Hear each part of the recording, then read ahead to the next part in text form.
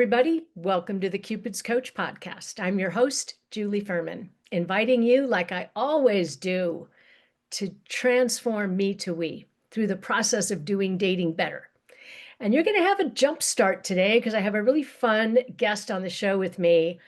Her name is Heidi Friedman, and she created a book. She's the author of a book called Love Lessons, 104 Dates.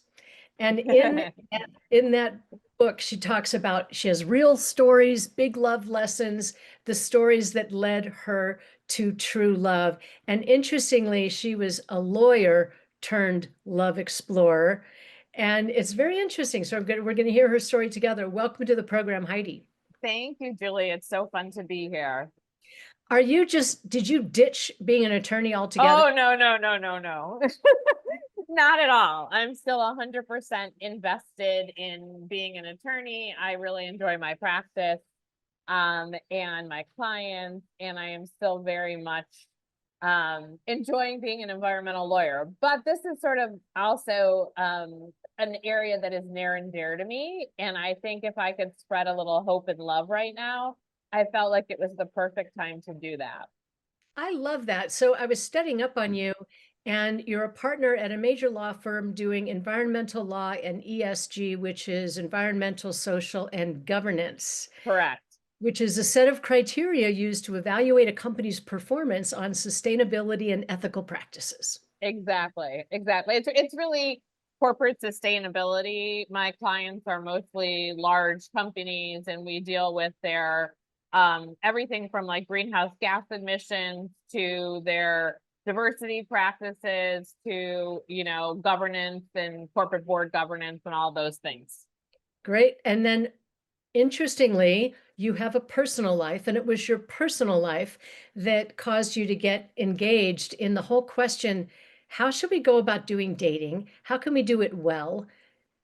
Can we find love? So tell us your story. How did it happen? Well, I was divorced when my kids were 3 and 5 after being married for 9 years. And I was definitely the kind of person who, when I have a plan, I execute.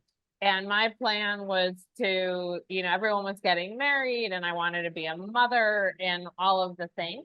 And so I decided, okay, I am, going to do it. And I don't think I was listening to my gut. And I don't think I felt at the time that I was sort of worthy of the love that I have now, not to sound too cheesy, but that was probably true after 10 years of therapy, working on figuring that out. And after I was finally divorced, I started dating.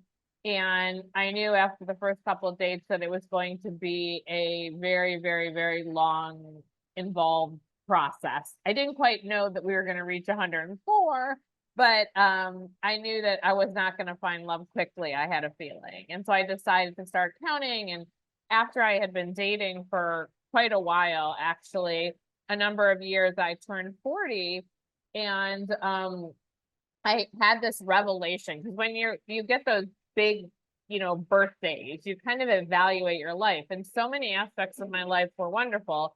And at the time, I was dating somebody who was 10 years younger than me and who I felt was a good match, but I wasn't sure. And I kind of had this revelation that I didn't think I'd ever been in love, and I didn't know what love felt like, which was a really big admission, having been married. And I know people will judge and all of the things, but it was honest. And I decided that I needed to do some research and interview people to ask them, how do they know? What was it like? Give me something concrete. I'm an analytical person. I needed like data to tell me whether I was in love. And so I tried to, I researched by talking to people in my world who I thought had really good relationships, at least according in my own book or whatever, based on my perception, I would say.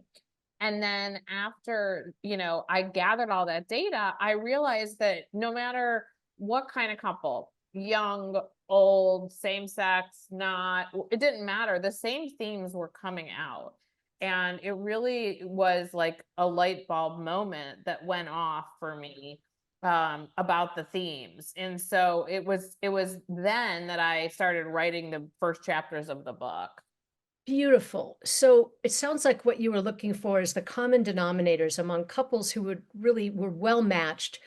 What were those things that caused them to fall in love? And I have this interesting relationship with the term in love because to me, I think love is something that's created moment by moment by moment. And just because you have wild butterflies for somebody and it's all, Right. oh, we're so in love, it's not going to stay that way without intentional work. Oh, So absolutely. You what were definitely the need intentional work. Like that is so, a good relationship, a good marriage requires a lot of intentionality for sure. But even just figuring out who that person is from the beginning, I think can be a really, really big challenge. And so, what I really figured out was that not everybody felt the same way or had the same epiphany or the same feeling or the same explanation, but a lot of people overlapped, and it was kind of, many similarities between the stories. And what were you have to they? you have to read the book to get them all, but I'll Ah, tell you a couple. So one of them, I'm just teasing, one of them was one of my favorite ones was, the person felt like home, meaning like literally described as just like a comfort level. Post COVID, talking to people, that answer turned more into safety, feeling like they were safe, which I thought was interesting because I did some quality control on my data because when I actually finished the book, because it was so many years later and post COVID. But so it was, some things like that. What my very favorite one, frankly, actually, is they took turns supporting each other. And they, I'm a serial fixer upper. When I say fixer upper, and I don't mean putting people together. I have fixed up couples that have made it, but I mean, I am a helper. I always want to fix, make it better and all of that. And so I tended to gravitate towards individuals who were in need of some help or support or fixing up rather than true equals. And so I realized that after a very, very long time. And one of the things that really echoed with me is that these wonderful couples that had these strong relationships took turns pulling each other up, supporting each other. There was highs and lows with each person, and they took turns and supported each other. So that was just like a beautiful Lovely. one that I thought was like probably my favorite of all the discussions. So what you're talking about is support, like emotional support, not just financial, like she Oh, no, no. paid the bills while he was in med school. You're talking about like she's got a mission, he's behind it. He's got a mission, she's behind it. Caring about what matters to the other person. 100%. And even, deeper and worse than that. Like, he's sick, and so she has to jump in, or her mother is dying, and so he has to jump in, or, whatever, it might be. It's just we all have our highs and lows in life. And if you're the person pulling somebody up all the time, it's exhausting and is not feeling very good after a while. And so that was really, really an important one. And then I would say my next favorite one is just the cheesy phrase, they make me my best self, which I used to laugh at until I met my husband, and he absolutely makes me my best self. And you have to be your version of your best self, I think, before you're ready. I tell my kids all the time that you really need to work on yourself before you're ready to be with someone else. That's such an important concept generally, but when you're with someone, they make you want to do better and be better because of how they act and what they do every day. And I certainly have that in my life now, and I heard a lot of great stories about that. I love that you're interviewing couples who are successful. I want to know, how did you meet your husband?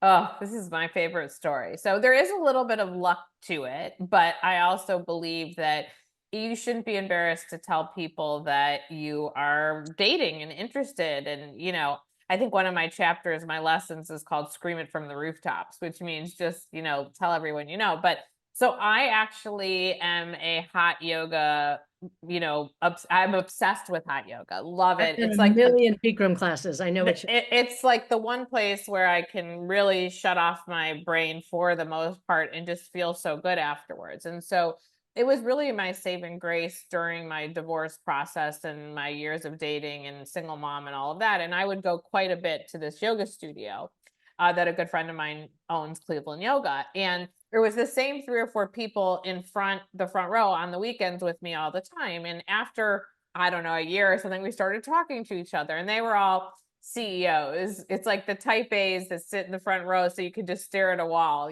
kind of thing. And Ann Zoller, who was next to me all the time, we just sort of, you have your spot, I guess. Yeah. And we started talking and becoming, friendly and all of that. And then after I had gone to a wedding one night, and I would tell them about my dates and they would laugh and things like that. But I'd gone to a wedding and I had to sit next to an empty chair because I had invited somebody and then we broke up. And I was sort of at my lowest of lows with this symbolic empty chair. And Anne was mortified. And she was just like, and I was like, don't you know anybody? And so she said, well, what is your deal? Like, tell me what you're like. And she says, because whenever I see this one guy, I think of you. And so she went on to fix us up. It's, he had not dated in like 24, 26 years because he had been married and they had been together. And I was his first post divorce date. And it was a crazy setup. And it kind of broke my rules, which is why I'm a big don't have too many rules. Please. Um, he was 10 years older than me, which I was, no one can be more than 5 years older than me. And then I was saying you have to be divorced for 2 years before I'm going to go out with you. And, he was going through a very, very long, drawn out divorce that was 2 years old, but not done. Yeah. So it was like these things, and Anne's like, you're going, she's now basically a sister to me and, changed my life and my children's lives and all of that in a way that you can't even imagine. But yeah, so and that's why I always say, like, get out there, join things, do things, meet people, tell them you've got to expand beyond your little circle if you really want to bring love into your life, someone who you would not normally meet. And so that was the, greatest gift of my life, frankly. It's amazing. And I love that you shared this story because, yes, I hear from women a lot. Well, he has got to be divorced and, out there for 2 years, because, and that usually comes from either they heard some other woman say it and oh, it's a red flag if he's just recently divorced. The red flag thing just makes me nuts. I say look for green flags instead of red flags, right? Yes. And Yes. a really good man who is relationship oriented, he's happiest in a relationship. He's not like avoidant, he's not anxious, he's a secure attachment style person. These guys feel like a fish out of water when they don't have someone to love.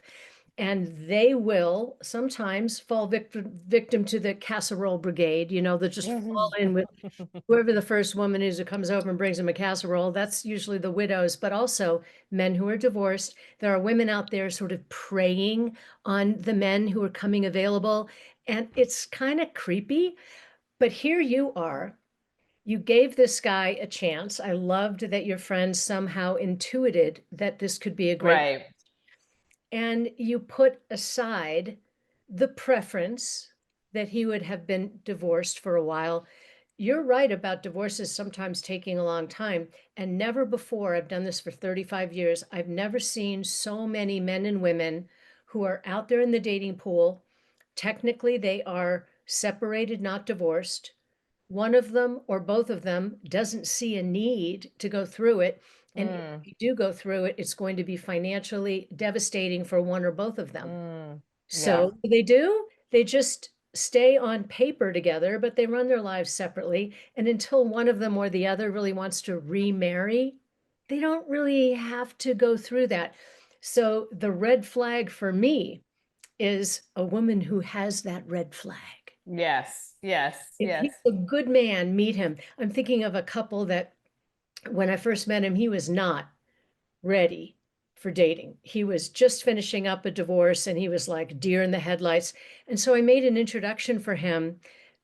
that was just based on friendship. I said, she's not ready for dating. You're not ready for dating. You're both hikers. You should know each other. Well, 6 months later, they started dating. And then a year later, I got a picture from them that they sent to me from their house that they purchased together in Michigan, right? And now they have this blended family. So you just don't look for just the one. And is this my person? Is this my person? Right, right, right, Make a friend. right. I had a lot of fun studying up on your Instagram, Heidi. And I found some interesting quotes. I like what you put. One of them was, what if the next date is the one? Not the perfect date, not the perfect person, but the next right person for this chapter of your life. Yes, I loved that. It was Most people we meet are not our person, right?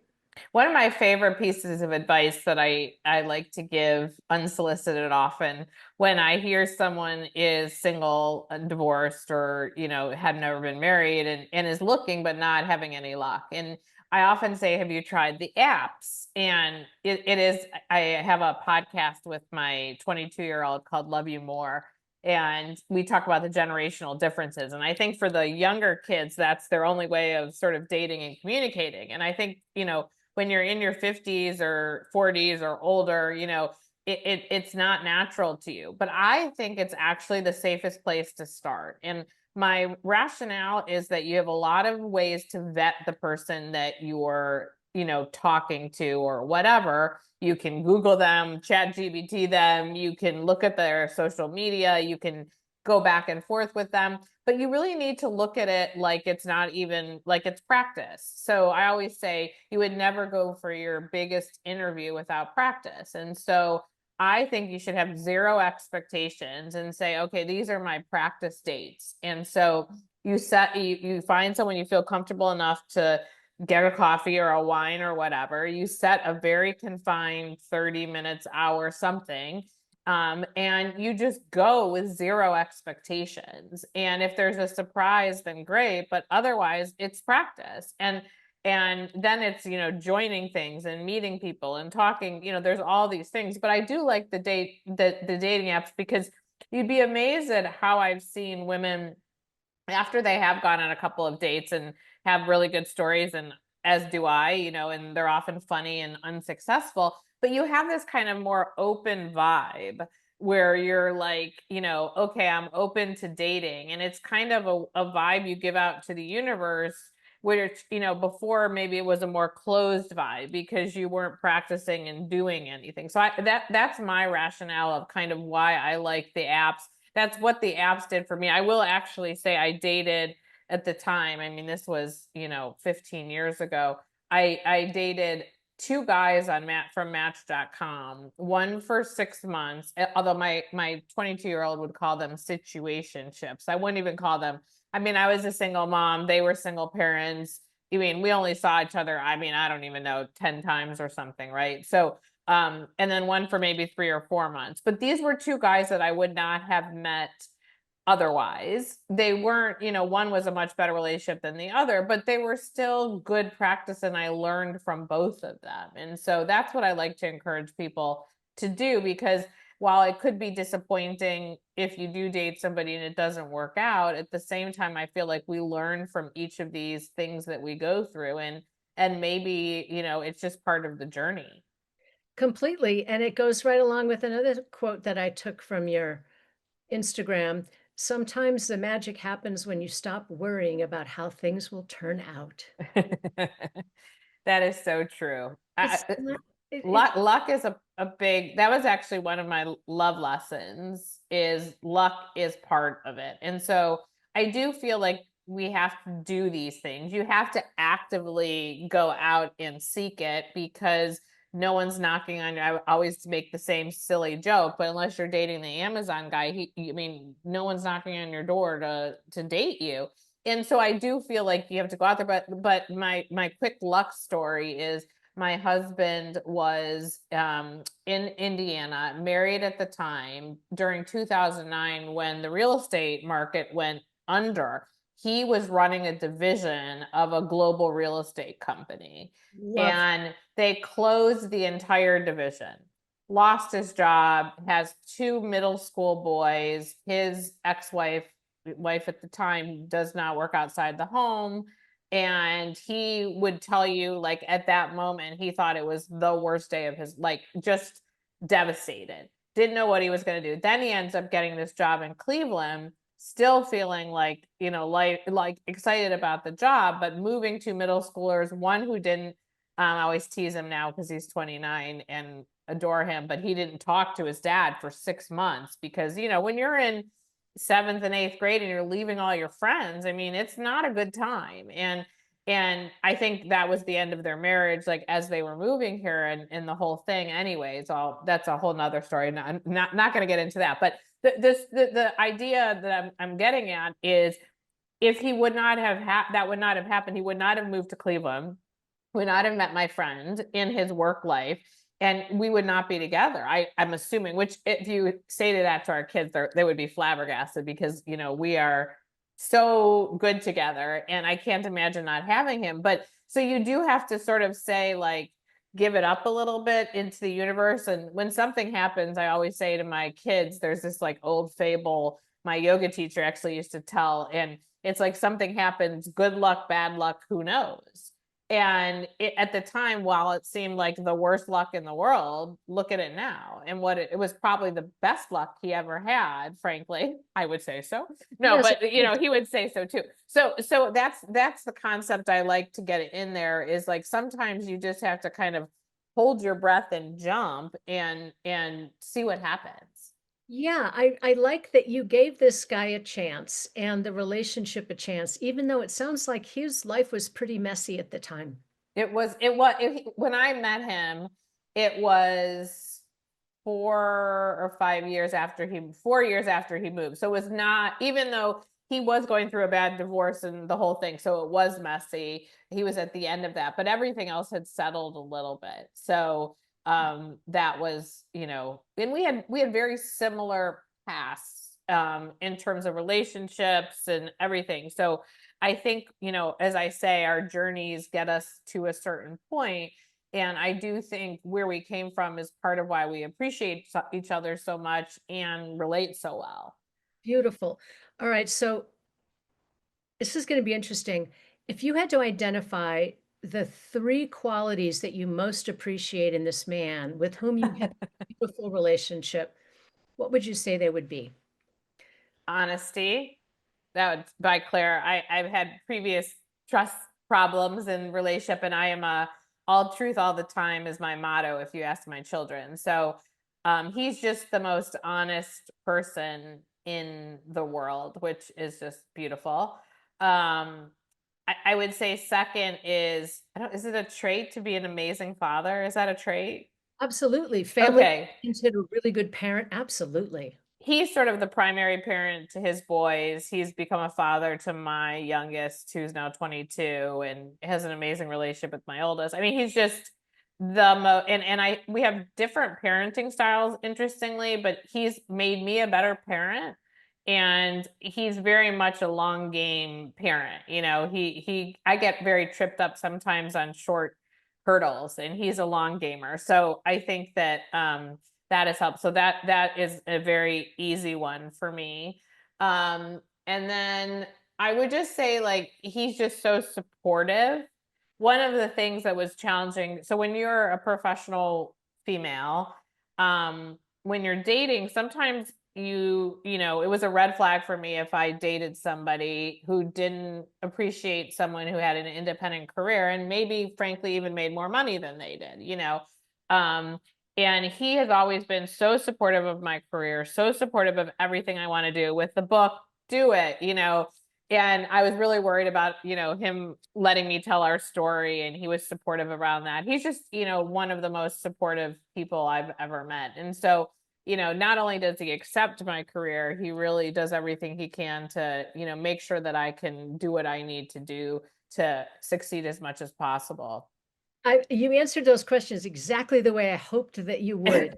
Um, your three are honest. Now that goes under the umbrella of trustworthy. He's reliable. If he says he's going to be there at 2 o'clock, he's going to be there at 2 o'clock. He tells you the Mhm. truth. which means he's probably loyal. He's probably not, Bob Beyond. girl right now, and family oriented and good at being a dad, cares about being a good dad, and then supportive. You didn't say good looking, you didn't say wealthy, you didn't say tall, you didn't say he doesn't have a beard, you didn't say he has hair, you didn't say what are the other things that women constantly. The physical stuff is so secondary. I mean, this is what I would say, and this is what I tell I really wrote the book for my 4 kids because I didn't want them to make the same mistakes that Will and I made, and I wanted them to have the benefit of what we had in our journeys and things like that. And I felt if I wrote a book, they'd have to read it and all of that. So, but you have to have an attraction. There has to be an attraction.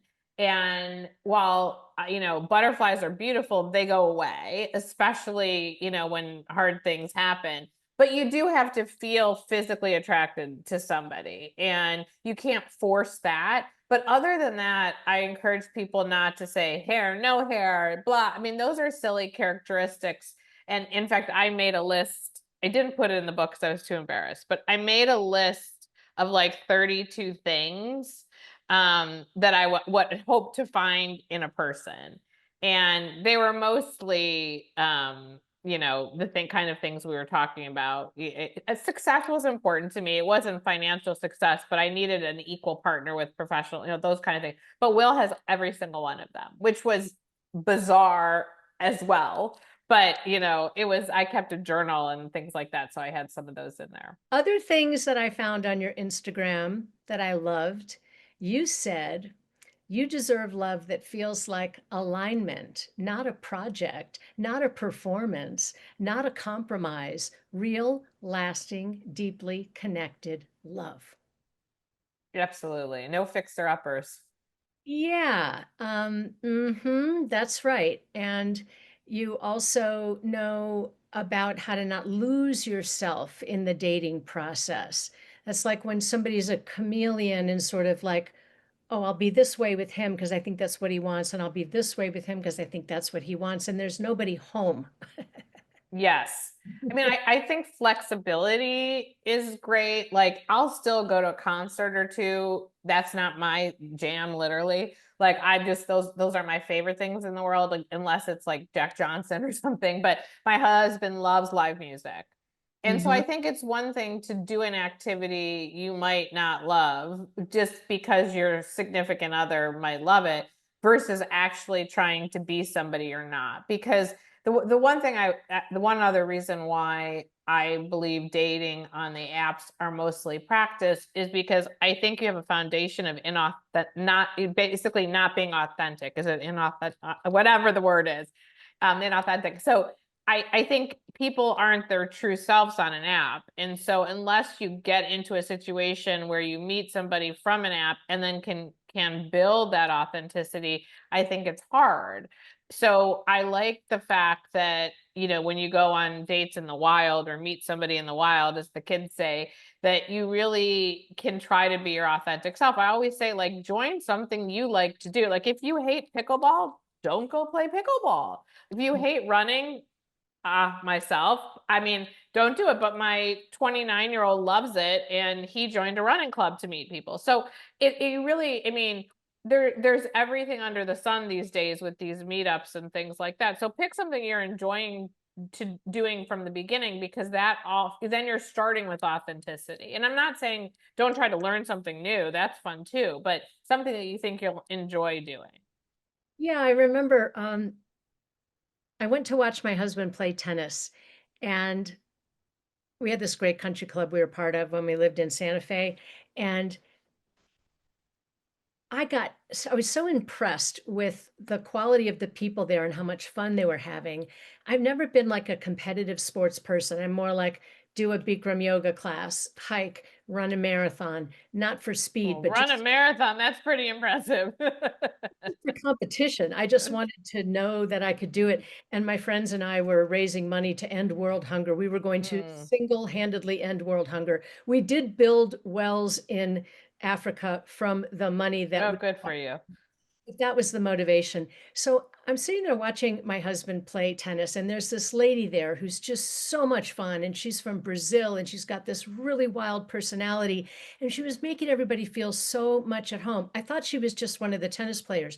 No, she was the director of the tennis program. Mm. I'm thinking, well, I could probably pick up a racket if it meant I could play with this lady, Claudia. She's amazing. And if anybody's listening to this and they know Claudia, who has been in teaching, they'll be like, yeah, she's amazing. Well, I started doing these real casual round robin kind of um, events on Saturday morning, and they would mix you all up. And it was so fine if you weren't good. And you know what? I started liking tennis.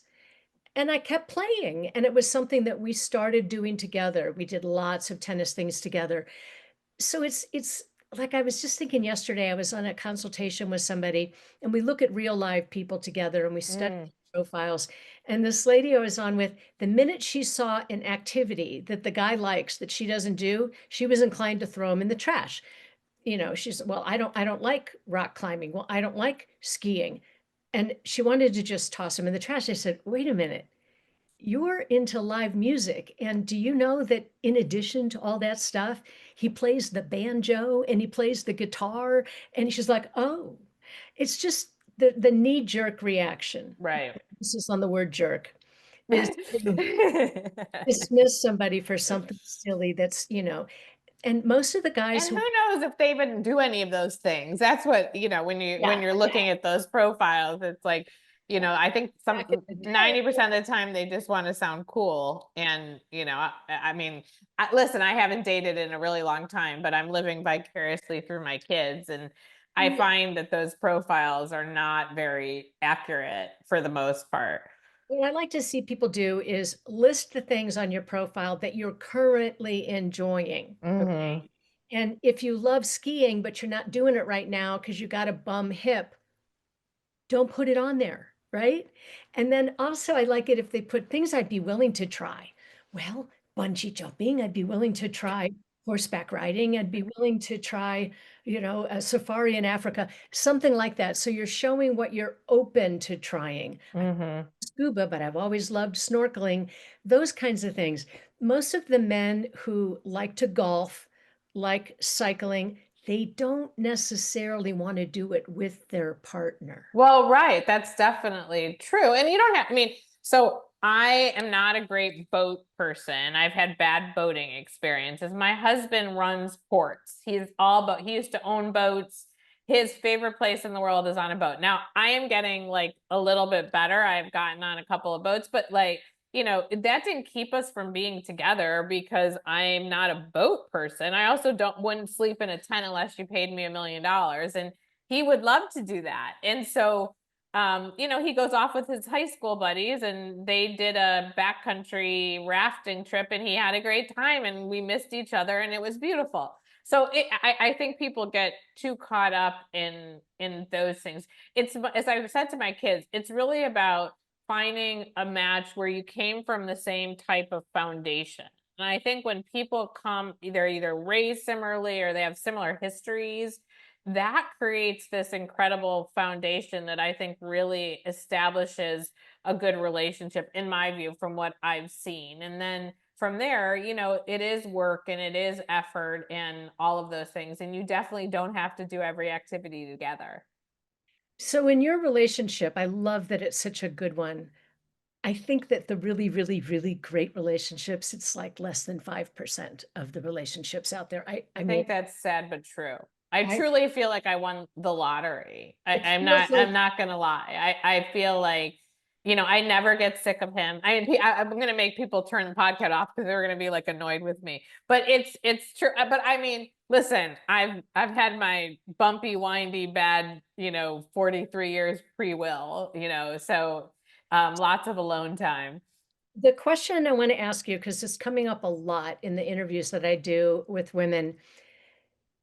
They want to be with somebody who's at their level in terms of, well, in every way, certainly financially. That's not always the case. A lot of these men are divorced. They didn't even ask for the divorce and they had to give up half of their fortunes. How many stories have I heard about that? And then Sure. they're going on dates and the girl's like, he wants a coffee date. What about dinner at the Four Seasons? I'm like, he just got divorced and lost the house. Will you shut up? It's like, so we also want a man who's at our level in terms of EQ, emotional intelligence, Hmm. communicative, all of that. Who leads that part of the relationship between the two of you? Are you usually the one who says, let's sit down and talk about this thing? Or is it him? It's an interesting question. Going back to what you were saying before, I would say I was always this independent woman. So I started with this premise, like I'm not going to rely on any man from day one. So to me, I love a good Four Seasons, but I would plan on paying for it myself. You know what I mean? Like I've never thought that way. I'm just not built that way. But I would say it's interesting because I think Will is now an exceptional communicator.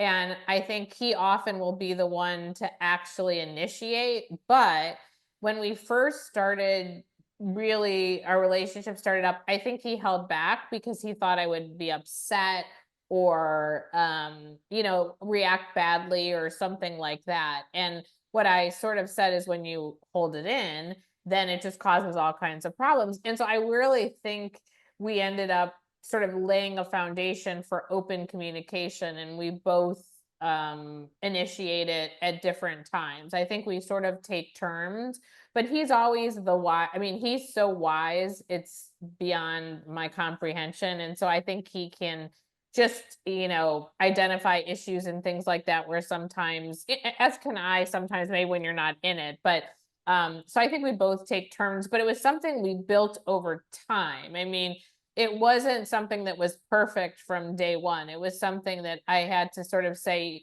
you can share. And he taught me, for example, like sometimes I just want to tell you something without you feeling like you need to fix it. I just want you to give me some empathy. And he's taught me that sometimes I just need to listen, which is not my normal instinct. So, explaining those kinds of things just makes the relationship better. It's true. And it's a really good idea, especially with men. If we have something we want to share, we're like full. We come home from a day of work and there's just so much we want to share. It's good if we can tell them, I just need to tell you what happened today. You don't have to do anything. You don't have to fix it. Just listen to this thing that happened and you can laugh if you want. Is that okay? And then he knows, oh, I don't have to fix anything. I can just sit here and relax. Or if we say, I am just having this issue and I can't figure it out, but I have a feeling you're going to have the answer for me. Can I ask your advice on something? And then he's like, okay, time for advice. Let's put on my thinking cap.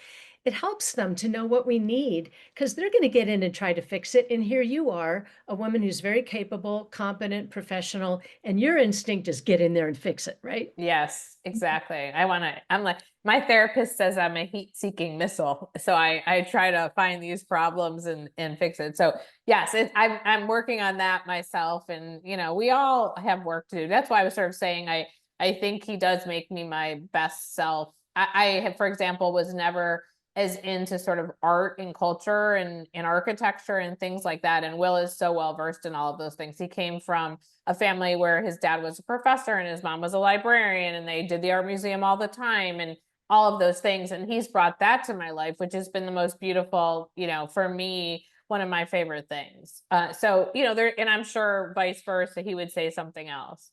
Yeah. And you are a serious professional. You are a partner in a major law firm. So I'm guessing that most of the time or plenty of the time you out earn him and it doesn't seem to be a problem. He is a very dedicated public official. So he very much is purposely chosen to work in the public sector. And so you're not incorrect. But I think he's still the smartest person I've ever met. And, personally, I think professionally, he exceeds me because of some of the impact he's, had on the local economies and regional economies where he's worked. But Whereas I'm just sort of defending companies, when you think about things like that. But yes, financially, I am the larger breadwinner in the family. I love hearing this. Ladies, are you paying attention? The other thing I heard that you were saying that's really beautiful, Heidi, is that if you want to go to the Four Seasons, you might just spring for it. You're not going to be expecting him to do that for you. I can't tell you how hard it is for me to get that concept over to so many women who are like, well, no, no, I'm just used to, well, I really, and I won't feel feminine if I'm the one paying for it. I don't give a rat's ass about who's got how much money. If you want to go to the Four Seasons, go to the Four Seasons. If you want to go to Tuscany, save your points, ladies. It's like, Right, you can do it all. I mean, what I don't want is, is somebody supporting a guy that doesn't contribute and doesn't hold his own. And, you don't need to be somebody's mother or caretaker or all of those things. I've been in that seat and it's not fun. But when you have a true equal partner, who makes what money doesn't matter. I mean, it's just our money and our lives, and it just doesn't matter. But I am very much listen, lots of people make different choices about what they do with their lives, and could not have more respect for women that stay home to raise their children and things like that. I just have taken a different path, and I think that you have to, not wait around for someone to do for you, or take you or do or whatever. I think if you want something, you should do it yourself. And that's been something that's motivated me my whole life. interesting. So often I'll hear from women that they think they need to be with a guy who's bigger and stronger than they are in terms of height, in terms of stature, in terms of economics, money, job, education, so that she can respect him. That's not true. Respect, I say show up with respect. And it That wouldn't even cross my mind. I can't even get my head around it's that. crazy. It doesn't make sense to me. And the other thing that doesn't make sense to me is how often I will see women limiting themselves because they are sure, they are positive that their success in the world intimidates men. I hear it 14 times every day. And do you know that I never hear a man say that our success intimidates them? They will describe poor behavior, like when we put him down in front of other people, when we broadcast that we make more money than he does. It's all about how we're being about it that lets him feel like either he's plenty or he's not. And then we get to look at what do we really need and how much of the things that we want and are used to and have always had do we really need, right? You're younger than I am, I can tell. I'm 65 and I don't need anywhere near as many things as I used to. Yeah. I wish I had all the money back that I wasted on clothes I didn't really need. I don't know. You're talking to someone who really shopping just makes me happy. I'm not gonna lie. I mean, I love a good handbag. So I'm not. You're there. You're not gonna get any agreement. But the only thing I will say is, while I agree with you on what you're saying about men and women that have big jobs and stuff, I did go on a couple of dates where it was very clear that the person I was sitting across from felt like, that's great, you're a big time attorney and whatever, but my job's always going to be more important, because of and that was a vibe I wouldn't, that was a red flag. That was I'm not, not for me. And it might not, I don't know if the word intimidate is wrong, but I had one date actually, I would say, where I felt like, I could already feel from the dynamic from the first date that he was going to feel like uncomfortable with me making more money or being more successful. And that just is, I'm not saying that's every guy. That was, I'm talking about 2 of 104 dates. You know what I mean? So, I think, but it did happen to me. yeah, and I think what you're pointing to is you couldn't have been happy with a man who wasn't supportive. Your three things: Right. honest, family oriented, and supportive. A supportive man wants his person to succeed. He wants to fan that flame. If he's competitive or he's coming from a place of doesn't really feel that good about himself, then it will cause him to think, oh, I'm not going to be enough for her. What he's really saying, what he's really feeling is, I don't feel like I deserve someone like this. Exactly. Exactly. Exactly. Well, and I didn't listen, I'm coming from a place where I felt like, I didn't deserve someone like Will all the years before. And I'm not sure why after all the therapy. I'm not sure I ever got to the why other than I think my instinct to sort of fix and support and help overtook my, ability to get my equal partner. So, and once you got, when I was absolutely there and ready. And the funny thing is, before I met Will, like right around that same time, I had very much decided, despite the fact I had been on this whole journey, that I was going to be alone the rest of my life before I settled. I was, my number one rule in the book for the kids, it needs no explanation, just don't settle, period. And when you're settling, I don't need to explain it to anybody. It's a feeling. Well, Um, settling for you would be partnering with somebody who didn't have the ability to be supportive, honest, and who wasn't family oriented. A lot of women will tell me they think they're settling if they're with a guy who isn't as tall as she wants him to be, or is not making enough money, or he's not as well educated as she is. Well, if that's one of your most important criteria, then, you really want to make height your top three critical criteria? Well, it I, sounds like they need some therapy. That's where they are on things. I try to put these people in my boot camp classes, but the funny thing is the people who could really benefit the most from it are the ones who won't sign up for it. Yeah, Wild. yeah. Well, and they might not find real love then too. So, you have to Uh, be, as I said, you really truly need to be, as cheesy as it sounds, your true best self to be ready to and open and accepting of that love because I love the analogy of nobody wants to show up into a relationship with so much baggage it fills the room. You want your like little away carry on and everyone's got some baggage. We all, but it's all tucked away, nicely packed in your little away carry on, and that's what you're showing up with. And until you get rid of all those other bags, you're just not ready. And the one thing I think I see too often is, especially with women, is they rush too quickly to find somebody when they have not done what they needed to do for their own work, I would say. Yep, I agree. I think that's a beautiful thing to say. So the last thing I want to say is my favorite quote that I found on your Instagram, which is love is like a fart. If you force it, if you force it, it's probably shit. I stole that one though. I think I posted. I did not come up with that. I saw that in some like I don't know meme reel, whatever those Instagram things are called, and I just got such a kick out of that. I thought it's So true. So let's see. If people want to go and get your book, they can go to Amazon and look up Love Lessons, 104 Dates, or they can look up Heidi Friedman. Anything else they should know about you? Sure, Julie. So it's all Amazon, Barnes and Noble. You can follow me at Love Lessons 104. I would love you to follow and share our podcast with my son Zachary called I Love You More.